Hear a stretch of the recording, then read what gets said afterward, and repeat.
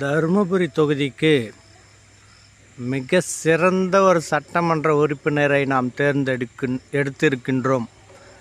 இத்தனை ஆண்டு காலம் நாம் தேர்ந்தெடுத்தது முழுவதும் நமக்கு பயன்பெறவில்லை.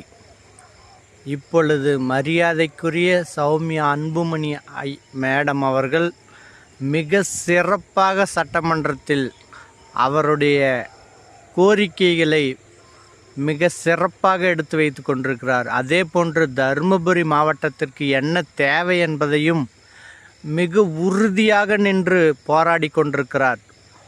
அவர்களை நாம் அவருக்காக ஓட்டு போட்டதற்காக மிகவும் பெருமைப்படுகிறோம்.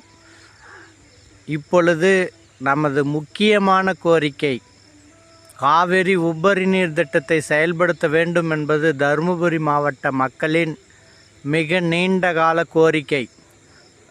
அந்த கோரிக்கைக்காக மிக அழுத்தமாகவும் தெளிவாகவும் அந்த கோரிக்கையை எடுத்து வைத்திருக்கிறார். அதற்கு மாண்புமிகு நீர்வளத்துறை அமைச்சர் அவர்களும் நாங்கள் அதற்கான ஒப்புதலை பெற்று நிச்சயமாக பெற்றுத்தருவோம் என்று சொல்லியிருக்கிறார்கள்.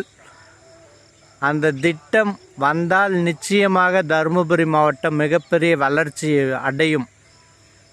இல்லை என்று சொன்னால் தருமபுரி மாவட்டம் மிகப்பெரிய பின்தங்கிய மாவட்டமாக தான் இருக்கும்.